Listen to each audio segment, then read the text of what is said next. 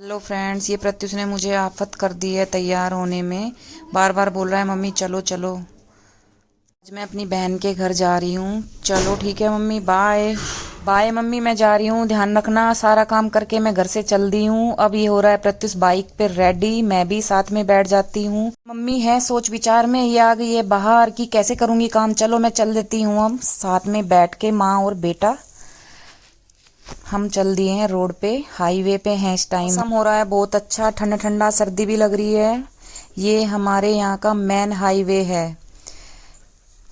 चलो अब चल देते हैं, थोड़ा और रास्ता रह गया है, मुश्किल से 2-3 किलोमीटर, ज़्यादा दूर भी नहीं है। इसलिए हम ज़्यादा स्पीड भी नहीं चला रहे हैं, बाइक नॉर्मल स्पीड है। और मैं प्रत्युष को बार बार बोल रही हूँ थोड़ा धीरे चलो, धीरे। ये पुल है, मुझे हाईवे पे बहुत ज़्यादा डर लगता है। बच्चे चलाते हैं तेज़ बाइक। बच्चों को हमेशा समझाया जाता है कि ड्राइविंग तेज़ नहीं करनी चाहिए, क्योंकि हमारे लिए खुद के लिए सेफ नहीं है। माँ बाप हमेशा साथ नहीं रहते और बच्चे ये सोचते हैं कि मम्मी पापा या घर का कोई भी सदस्य साथ नहीं है तो अब हम तेज़ चला लेते हैं। इसको भी मैं हमेशा समझाती आई हूँ, हेलमेट लगा के बाइक चलानी चाहिए।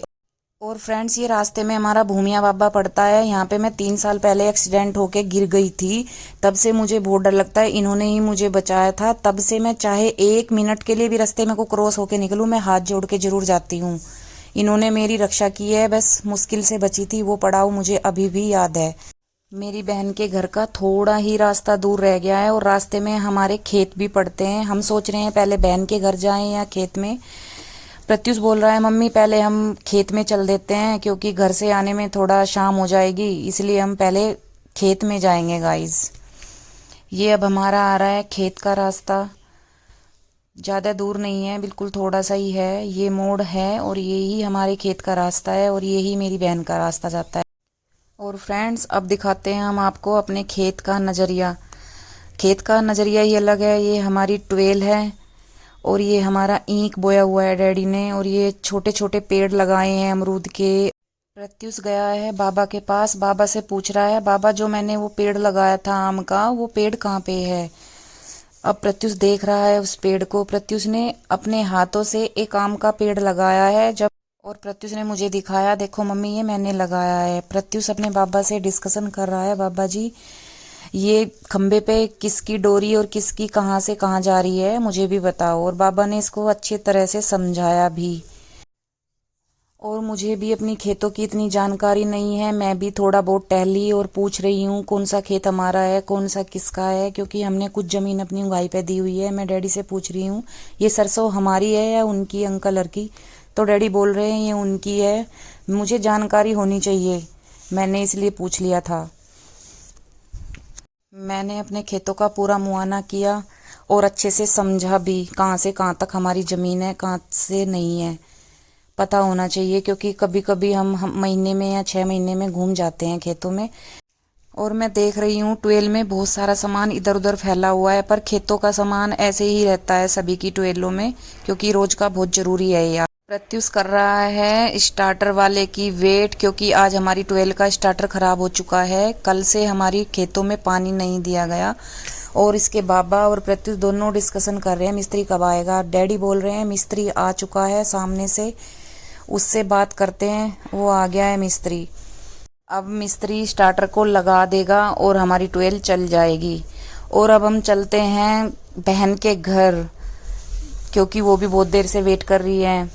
बच्चों ने भी कितनी बार कॉल कर चुके हैं और मैं भी बार बार फ़ोन कट कर रही हूँ। प्रत्युष बोल रहा है बाइक से चलेंगे, मैं बोल रही हूँ स्कूटी से चलेंगे। दोनों का आपस में झगड़ा भी हो गया इस बात पे। फिर मैं बाइक पर ही चल पड़ी। अब आ गए हम अपनी बहन के घर। ये मेरी भांजी खड़ी है ऊपर वेट में, इसने पागल बना दिया हमारा फ़ोन कर करके।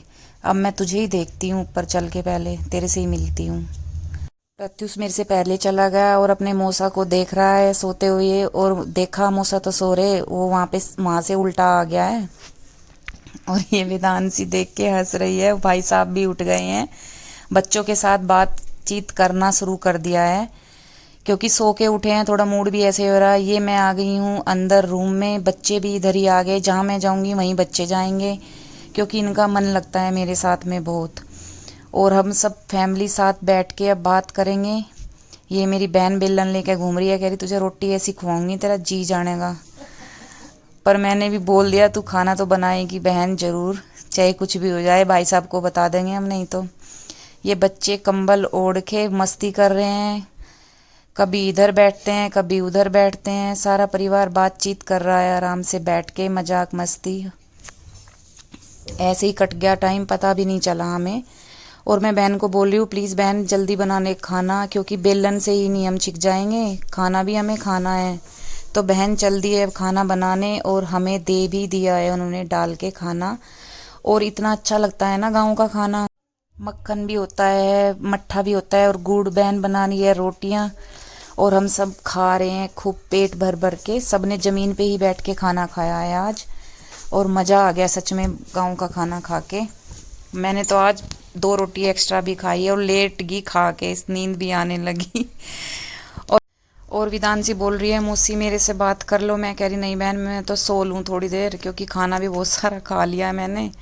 ये पीछा नहीं छोड़ रही, कहीं मुझे अपने हेयर दिखा रही है, देखो मेरे आपसे बड़े बाल हो गए हैं। मैं इसको कह रही हूँ नहीं मैं मेरे तेरे से बड़े बाल है, पर हाँ इसके मेरे से काफ़ी बड़े बाल हो गए हैं। पता नहीं कब तक लगाए रखेगी मुझे इस खेल में, ये सोने दे ही नहीं रही लड़की। देखो उठा दिया ना फिर से मुझे, धूप में आंखें भी नहीं खुल रही है मेरी।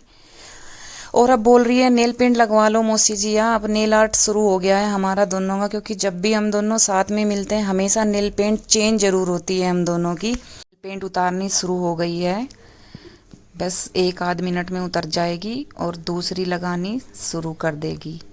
इसको बहुत शौक है नेल पेंट उतारने का और लगाने का भी, हमेशा का काम है इसका। ये देखो लग गई है मेरी नेल पेंट, पर हाँ इसने अच्छी लगा दी, वेरी गुड।